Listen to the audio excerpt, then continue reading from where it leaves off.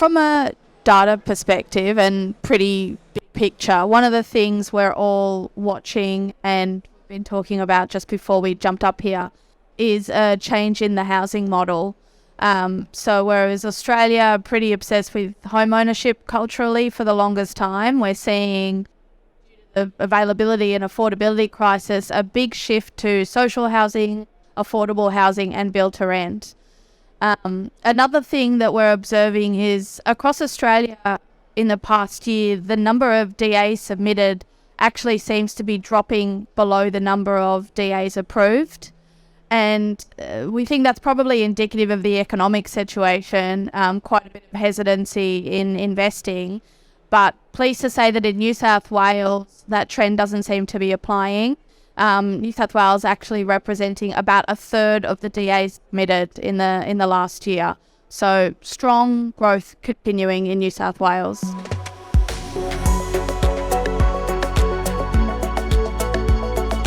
Thank you. Well, regulatory-wise, I mean, in New South Wales, we're in the shadow of a state election.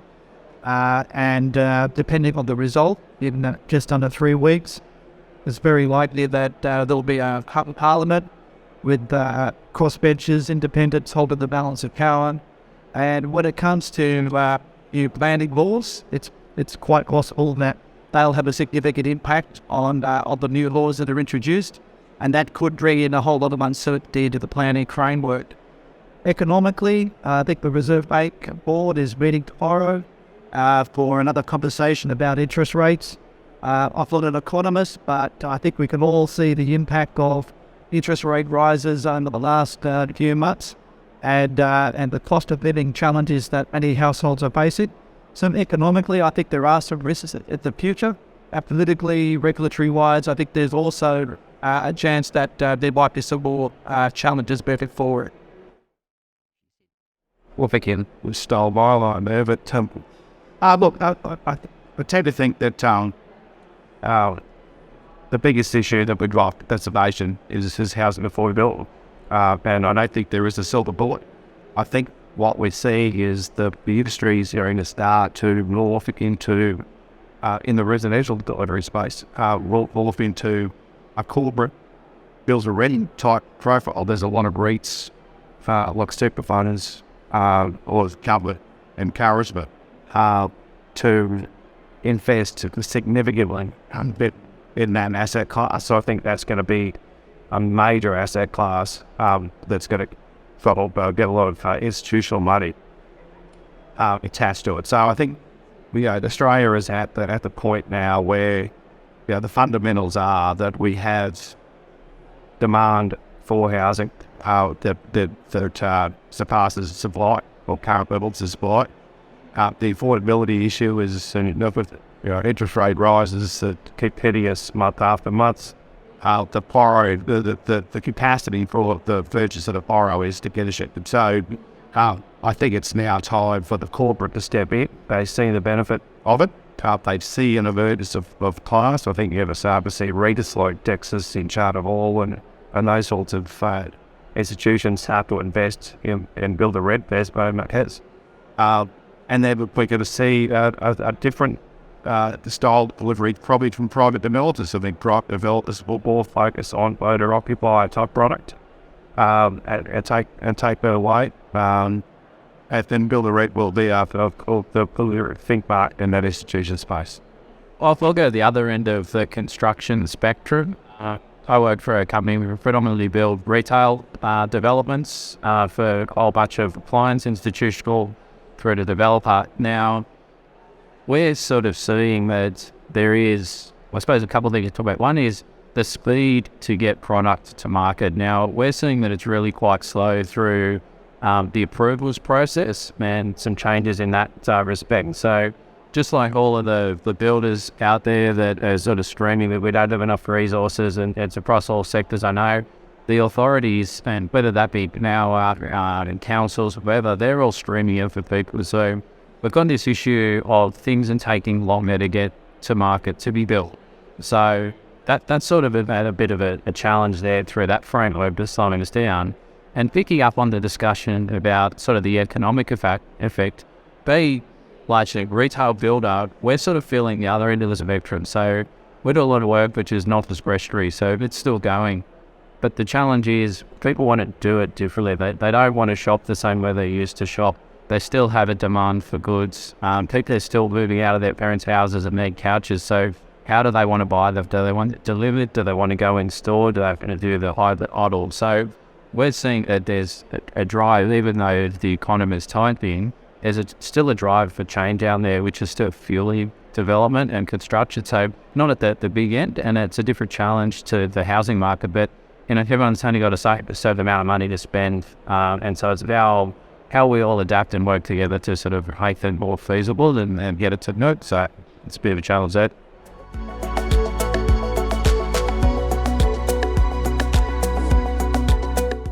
Hutchies is the largest multi-res builder in the country. We build about 3,500 apartments per annum. At the moment, a third of our book is in that builder-rent space. And that's because it's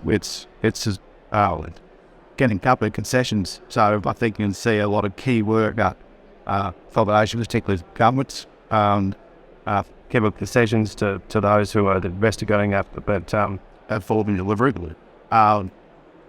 I think the weight of corporate money, the inability for mum and dads to afford an investment property is becoming harder and harder. And I think we are living with a Labor government that we're most likely going to have that in for 2 or 3 terms. They've already started the dialogue on the superannuation tax decisions on high wealth individuals. We're just wondering if that's going to start to transition now into a discussion about the affordability issue of, does negative theory concessions make housing affordability more problematic? Does capital gains tax concessions make affordability more problematic? I believe we're going to start to see a lot more of that dialogue in there. So whether that, the rental market relies currently on mum and dad investors buying investment apartments and rent it out. And I think that corporate approach is now going to start to come in and they get that. It's still not there yet. It's come a long way. And it's the sheer fact that companies like Burback are now pivoting from being failure, an owner-occupier type developer to a build-to-rent operator. Really does suggest that they see a significant opportunity in that sector. As I said before, I think we ever see the weight of institutional capital start to really come in and see residential investment as a new asset for us on the side. That's how. I think it's inarguable that build-to-rent will be a bigger proportion of the residential market beautiful. I don't think it's going to necessarily supplant the build-to-own, but it's definitely going to grow as a sector. As you say, with that increase of focus on affordability, people unable to purchase a property, there's going to be a growing cohort of young people who need a place to live, and rent will be their only option. And I think with the right tax advantages and investment opportunities, institutions will recognize that, and we will see definite growth in the built-to-rent segment. Was just going to add a comment there. We're not in that build-to-rent sector, but as I mentioned, being retail sort of specialists in there, a lot of the assets that we work on, big shopping centres have a lot of land, and they're looking at using that land for other uses, higher better uses like build-to-rent. So I think the whole community focus that we're starting to see, that people don't want to travel for an hour to the city. They want to be able to live and work in the same place. So we'll start to see more things like Bankstown Central, where they're putting residential, they're putting commercial, they're putting universities there. So it's coming back and tying in a little bit more into the whole sustainability goals around the social aspect. So I think that's another really big tick that the build-to-rent schemes can kind of bring in and give people the opportunity to live where they work or study or shop or even commute from those sort of hub locations. Yeah, I just thought I'd add, just from the data perspective, and everything that everyone has said is very much backed up as this is direction. The other class we're looking at, class of tenants who are really interested in build to rent because of the locations, the secure leases and the good facilities, are people over 50 who are maybe downsizing. They don't need the home ownership and the hassle of it anymore. And this is a really different option that hasn't existed in Australia before. It's a well-established model overseas, in the UK, in the US, most of over in Southeast Asia. That committed model Mike was talking about, and for renting as an okay thing to do in life as opposed to immediately owning. So yeah, I think you can all agree that it's going to be a bigger feature of the Australian residential landscape. And we've seen it be pretty successful in other places in the world. The US, UK is nothing new. Even parts of Asia, we were talking a little bit about this earlier. And it is more new, I think, to our market. But certainly, after you've seen some of the stats come out from the end of last year, Sydney's moved into top 10 most expensive cities in the world to live in. Is it number 2 right now? So we need more affordable housing options. This kind of does provide that. It's also something that I think is starting to become a little bit more attractive to construction companies or developers rather that are trying to retain, because all in all, previously, these are very difficult things to do because we're going to manage something that you normally wouldn't manage. And we're starting to learn some of the trades habits that we can take to form that. And technology is starting to help us develop those new habits. So if you look at all the new AI stuff that's coming out, I'm sure a bunch of you type some stuff into ChatGPT to see when it can spit out. We're at the precipice of what's about to change here. And I think, and we think about optimizing supply chain, we've got obviously got to do our due diligence and making sure that we're providing good outcomes for our consumers. And that's what I think a lot of the government was trying to force us into doing, which is not a bad thing to be forced into. So I want to make sure that everybody kind of has a view on how technology can help here. I think it really can be.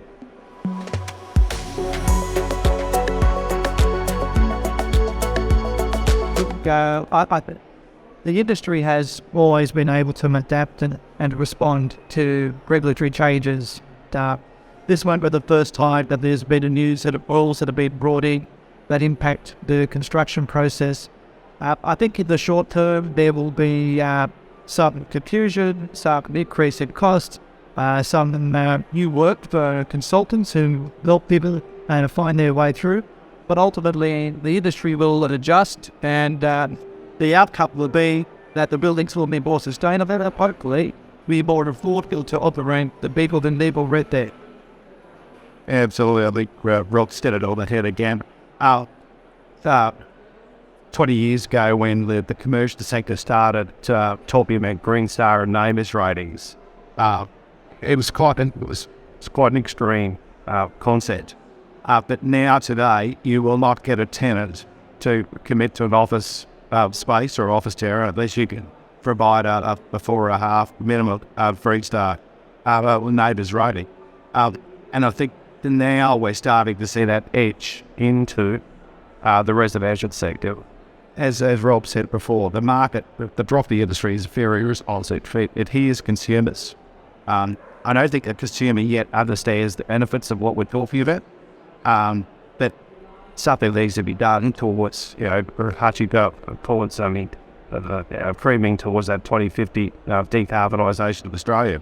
When the sheer fact that, in a residential towers, 50% of the energy consumption is used in car park and the lobby and ventilation systems and so forth. So we're spending 50% of the energy of a resident tower ventilating non-occupiable spaces. So that will change. And this is where I think the planning discussion will happen. We're working on a resident of the Hobart, Australia's first 6-star residential tower.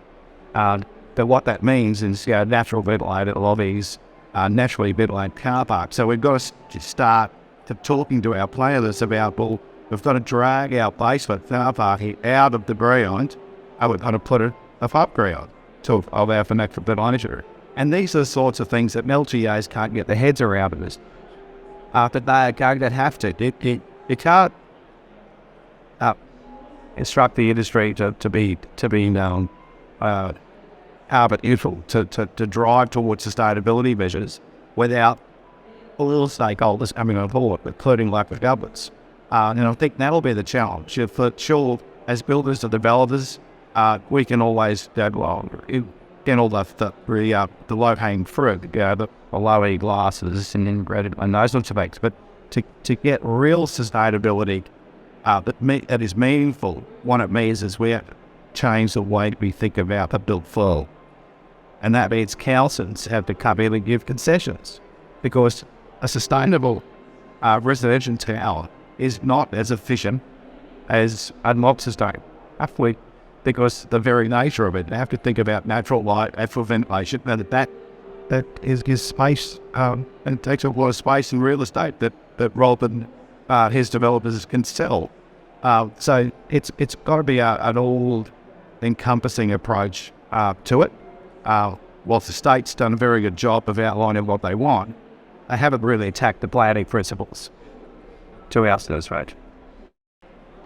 Just to follow on from that there, I think that be members of the construction industry had been probably the biggest polluting industry in the country. We do have an obligation to work on this. So while it sort of feels that there's been a lot of lip service around, I think that we're working with clients, owners, REITs, and everybody's sort of now speaking the same language. So having this SEP kick in, even though it doesn't directly apply now to non-residential construction, it's the sort of the kick that we all need to get cracking, working on decarbonisation, and doing it as an industry. So we've got to work together. You talked about the changes in the mining requirements, but I think there's going to be other things like the production of concrete structures. The cement production is one of the worst offenders. So looking at how we can work around that. So there's a lot of work to be done front end, specification wise, material technology. So there's all these other industries we all need to sort of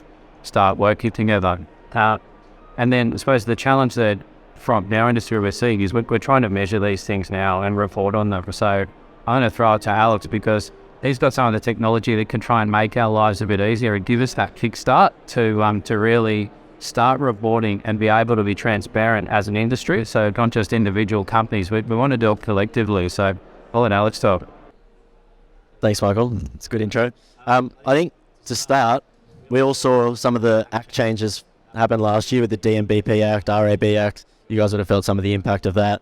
It's important that technology can be there to support you along the way to make sure that we make that journey easy. We had a little bit of a discussion earlier around the challenges that new coming businesses might find in making sure that they can actually maintain conformance with the new Act changes or with Acts in general and regulation in general.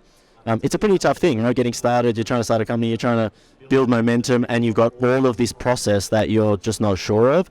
And so that's where, again, technology can kind of step in to make sure that we can start standardizing some of this stuff across the industry. Looking across the industry pretty broadly, we start with different classes. We've got the Class 2 stuff in the DMBP Act, but that does not mean that it won't shift into the Class 5, 6 and 7s of the world, and we start to see the focus shift. We start to see expectations shift as well. So what is the consumer expecting? The whole reason that we did the DMBP stuff was to make sure that we can instill some confidence back into the market so that they want to go and buy new apartments and all that sort of stuff. They're also expecting some changes when it comes to sustainability. It's a lot more focused in the market and in the media right now. And as we look to kind of address that, you guys are going to come up against having to make sure that your buildings can perform against the expectation of the consumer and your client, who's just working to sell something back to the consumer. So from a technology standpoint, I think our focus should be on making sure that we can really standardize stuff to help everybody understand the best way or the most efficient way of conforming and not going to those extremes that we've kind of spoken about and hitting lateral to this edge of the spectrum where we're trying to do, massive changes like we did with Green Style that came out, and you spoke a little bit about neighbours and how we're going to all do chilled beams and all this sort of stuff, and then the building doesn't actually perform as it's intended to perform, in the regular sense. So I've sat in some of those buildings, you freeze or we're just hot and they got to pump the aircon to kind of counterbalance that. How do you maintain that? Also ties back to some of the built to rent stuff that we've spoken about as well. When technology can help you make sure that you can maintain and retain, and you've got process there, it's more attractive to do so. How are we going to make sure that we also have an efficient building that we're going to be owning? So the ownership comes back on the builder to make sure that we're going to have good performance guidelines that we can meet, because we're ultimately the ones that are going to be responsible for the life cycle of that building. What more could I add? Get the tech. No, look, I think I agree with what all the panelists have said in their own way, all aspects of it. The reality is any change like this is going to have some teething problems. It is pretty confusing and complicated legislation, and there will be some struggles in implementing it correctly with the exemptions, with the residential and non-residential, with climate zoning maps for new and for alterations, with water use maps. Like, there's a lot there, and it probably will increase costs of design and application, at least at the beginning, and it might increase the cost of construction as well. Get your tech solutions to minimize that and to get it through. It may also increase the amount of time, the approval time, because consenting authorities have things that they have to do as well.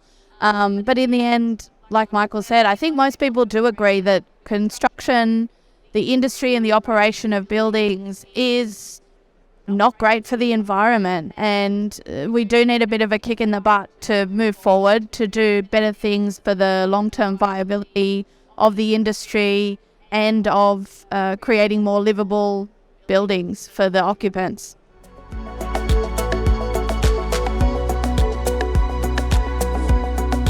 Okay. Well, there's a lot of opportunity. There's kicking into gear on the whole sustainability front. I think that's probably the focus of nearly every business in this sector.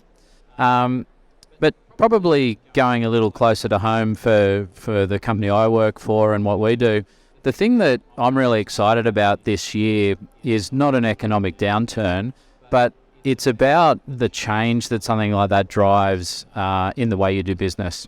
So being a company that's really focused on relationships and working with partners, what it plays into that hand that instead of being the builder that's working for a client or against a client, we're now sitting around the same table. So we've got this opportunity coming off the back of the impacts of COVID, of the ridiculous amount of rainfall last year, of seeing builders falling over left, right and centre, subcontractors going bust.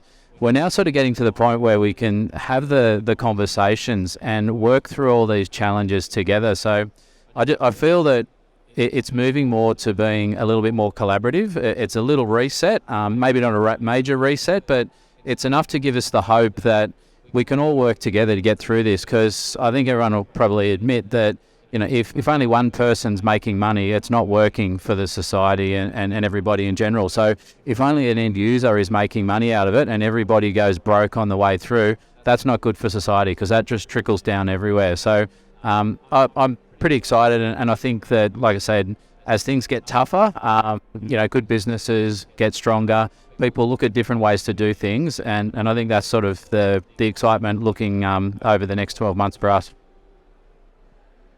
Thanks. Yeah, definitely. As far as opportunity sectors that we've been tracking in the data this year, there's no surprises around some of them. Transport, infrastructure, always strong, always big. Bad times, good times. If we take a closer look at New South Wales, community and education is also expected to have a pretty strong year. And if we narrow it down even further to the next couple of months, March and April for retail, hospitality and offices, really big. More sites starting construction in New South Wales in those sectors in the next couple of months than we've seen really in the last couple of years. So a lot of opportunities there. More broadly speaking, I think collaboration is a really great term.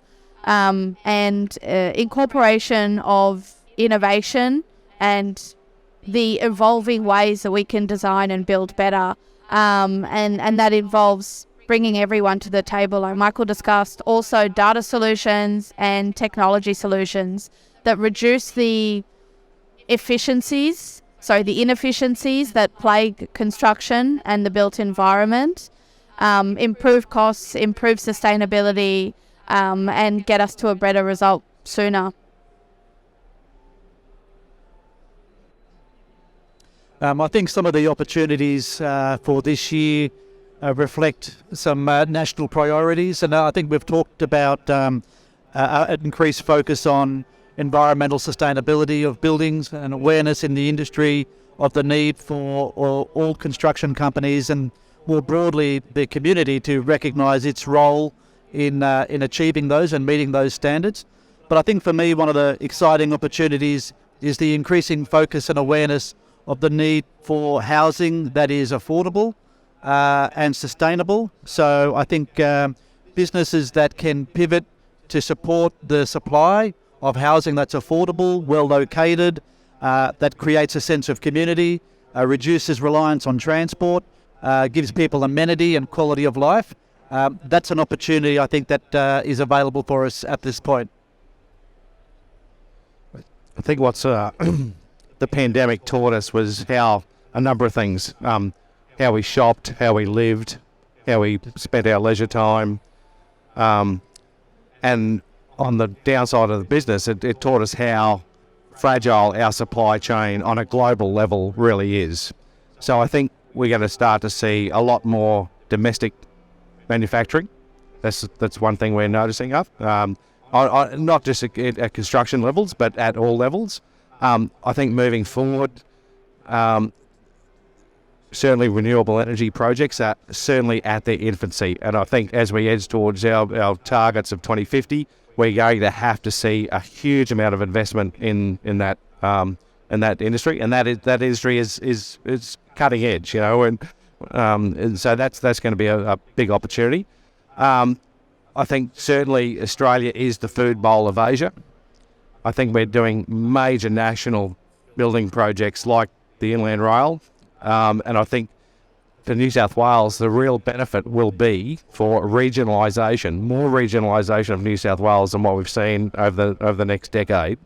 I think Inland Rail will provide opportunity to get goods and services from country areas to ports, and what manufacturers are starting to look at is, can I build a food processing plant in Goulburn, in Bowral, all those sorts of areas, because that will create opportunity. So I certainly think those sort of major national building projects will drive regional New South Wales growth. Added to that, people will go, and if from New South Wales, they'll leave sit where there are project opportunities and where there's a good work-life balance, and I think regional New South Wales certainly offers that. So I was always trying to let the builders and developers speak before me so I can try and ad-lib off them. I think from our perspective, from a technology perspective, there are obviously the industry challenges. There's more appetite for sustainable building practices. There's going to be continued investment in different areas of construction like built to rent. Obviously infrastructure is one that we'll always come back to, and it's a good propelling mechanism for our economy. But for us, we are focused on how we can make sure that the challenges that are arising, we can make an impact and drive that change through technology and help you guys make sure that you can do it efficiently and effectively in quicker stead. We can standardize across the industry as much as possible. Obviously it's not easy to do, and it's easier said than done, but that is kind of our goal, and our mission is to make the lives of those better in construction. And so we will continue to make sure that we can help with the business strategy from a technology standpoint.